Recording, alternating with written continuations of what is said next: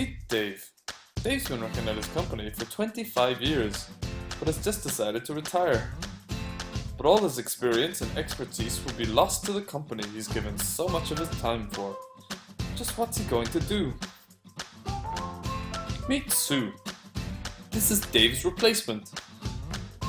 Sue's going to follow Dave around for a couple of weeks, watch how he works, learn from his example, and try to pick up all his great work practices learned throughout the years of trying, practicing, and succeeding on the job. Everyone seems to have an apprentice these days. Batman has Robin, Superman has Lois, Ben even has Jerry. So if it's such a good way to learn, why don't we learn this way in class?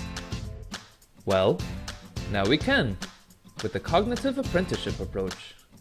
There are 6 methods to teaching with the cognitive apprenticeship approach. These are modeling, coaching, scaffolding, articulation, reflection, and finally, exploration. With modeling, the teacher first shows the kids how to do it right. What difficulties are there in the task? What are the goals with the exercise? What methods work best? The students observe and see how to do it right. And then, it's up to the students to start using what they've learned in the modeling section. But they don't have to be perfect first time, because the teacher will be coaching them through the whole time, giving feedback, hints and tips and reminders of the model. Coaching is what the cognitive apprenticeship model is all about, and runs right through the entire learning process. While a word of encouragement is great to have, sometimes we need to get some extra support as well. Anytime the teacher helps the student along in solving the problem by providing resources or hints, we call this scaffolding. To scaffold correctly, the teacher must be aware of his or her students' abilities at the task, so that as students become more confident, the scaffolding can be removed.